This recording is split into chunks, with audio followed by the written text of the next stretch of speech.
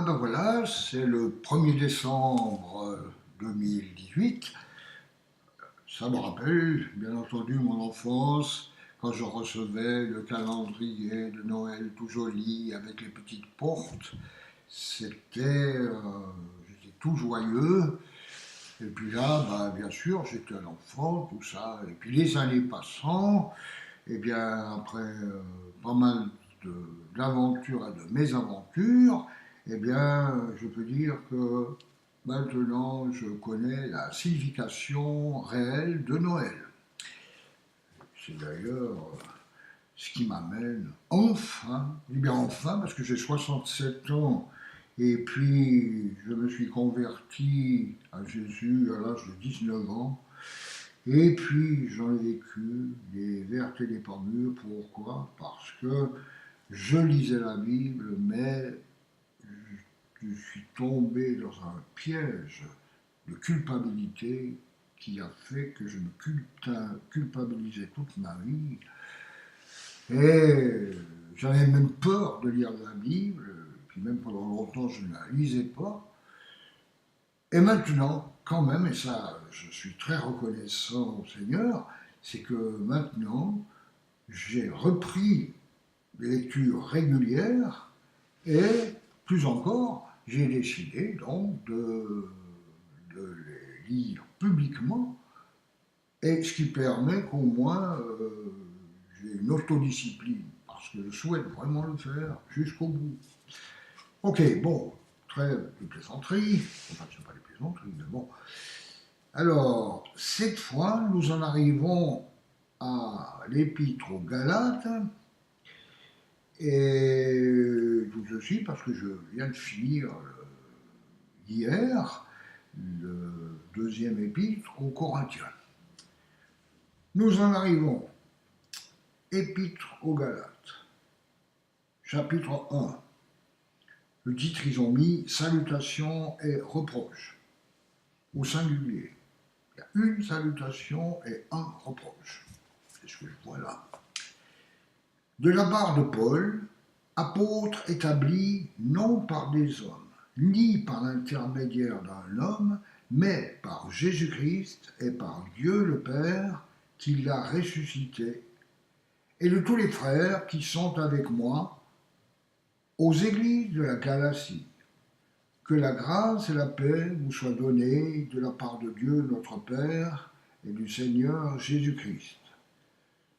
Ça ressemble beaucoup à tous les épîtres, introduction, où là, Paul est toujours clair, affirme que ça n'y a pas des hommes, mais vraiment de Dieu. Il s'est donné lui-même pour nos péchés, afin de nous arracher à l'actuel monde mauvais, conformément à la volonté de notre Dieu et Père, à qui soit la gloire au siècle des siècles. Amen. Ça, c'était la salutation. Mais maintenant, je crois, on en arrive aux reproches. Je m'étonne que vous vous détourniez si vite de celui qui vous a appelé par la grâce de Christ pour passer à un autre évangile. Ce n'est pas qu'il y ait un autre évangile, mais il y a des gens qui vous troublent et qui veulent déformer l'évangile de Christ. Mais si quelqu'un, même nous, ou même un ange venu du ciel, vous annonçait un évangile différent de celui que nous vous avons prêché, qu'il soit maudit. Nous l'avons déjà dit, et je le répète. Maintenant, si quelqu'un vous annonce un autre évangile que celui que vous avez reçu, qu'il soit maudit. Il redit quasiment la même phrase, mais ça c'est vraiment pour affirmer. Donc, maintenant, est-ce la faveur des hommes que je recherche ou celle de Dieu? Est-ce que je cherche à plaire aux hommes? Si je plaisais encore aux hommes, je ne serais pas serviteur de Christ. Nouveau sous-titre, Paul et les autres apôtres, un même évangile. Je vous le déclare, frères et sœurs, l'évangile que j'ai annoncé ne vient pas de l'homme. En effet, je ne l'ai moi-même ni reçu ni appris d'un homme, mais par une révélation de Jésus-Christ. Vous avez d'ailleurs entendu parler de mon comportement autrefois dans le judaïsme. Je persécutais à outrance l'Église de Dieu. Je cherchais à la détruire. J'étais plus avancé dans le judaïsme que beaucoup de ceux de mon âge parmi mon peuple, car j'étais animé d'un zèle excessif pour les traditions de mes ancêtres. Mais Dieu m'avait mis à part dès le ventre de ma mère et m'a appelé par sa grâce. Lorsqu'il a trouvé bon de révéler son Fils en moi, afin que je l'annonce parmi les non-juifs, je n'ai consulté personne. Je ne suis même pas monté à Jérusalem vers ceux qui étaient apôtres avant moi. Mais je suis aussitôt parti pour l'Arabie. Bon, je ne sais pas exactement ce qu'il a fait, mais il est parti pour l'Arabie, peut-être pour méditer, digérer cette conversion, cette nouvelle perspective qu'il avait dans sa vie, qui était le contraire de ce qu'il avait vécu, puisque là, il était zélé dans le domaine, enfin, dans les pharisiens et tout, ce qui d'ailleurs peut être la raison pour laquelle Dieu l'a choisi comme apôtre, c'est parce que Paul persécutait ceux qui étaient, dire, chrétiens, qui croyaient, enfin, c'était comme une secte, et puis là, lui, en tant que pharisien, était persuadé au fond de lui-même que cette secte-là était mauvaise, je ne sais pas quoi. Et alors, il s'est acharné contre eux, et en fait, il croyait vraiment que c'était juste. Alors, à ce qu'il croyait être juste, il s'attachait vraiment. Alors, il est devenu un persécuteur zélé des chrétiens parce qu'il croyait que, en se conduisant ainsi, il faisait la volonté de Dieu, et c'est Dieu qu'il voulait servir, à coup sûr, au fond de lui-même. Alors il dit, je suis parti pour l'Arabie, puis je suis retourné à Damas. 3 ans plus tard, je suis monté à Jérusalem pour faire la connaissance de Pierre.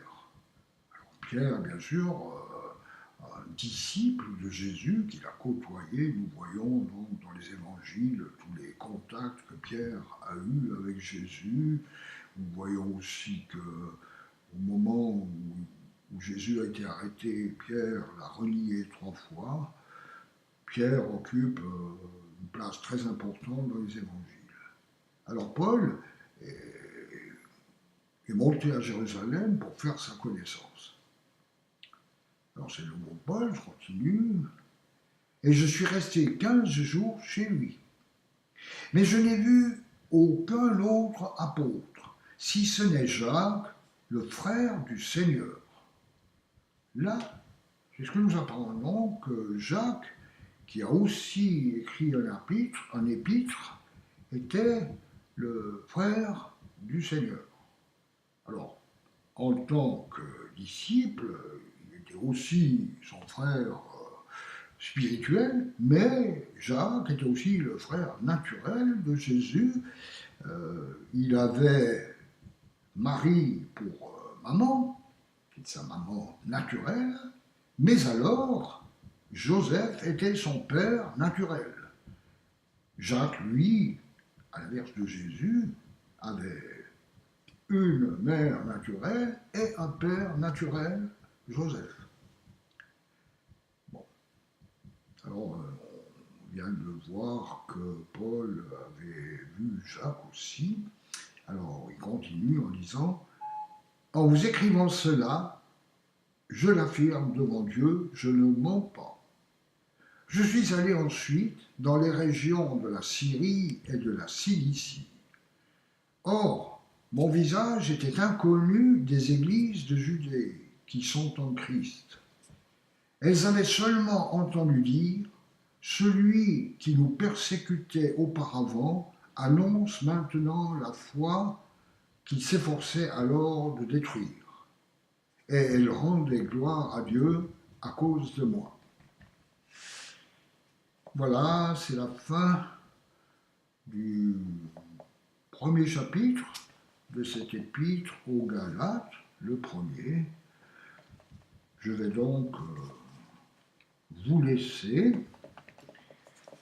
Il n'est pas exclu que je mette encore sur YouTube une de mes pitreries parce que, en fait, c'est ce que m'avait dit une fois quelqu'un. Oui, en fait, tu aimes bien manier le spirituel et le spirituel. Je ne sais pas si je pense que vous comprenez ce que je veux dire.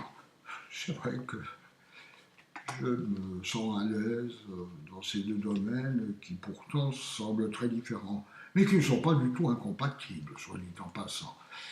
Voilà, il faut simplement que je boucle parce que mon écran il est noir.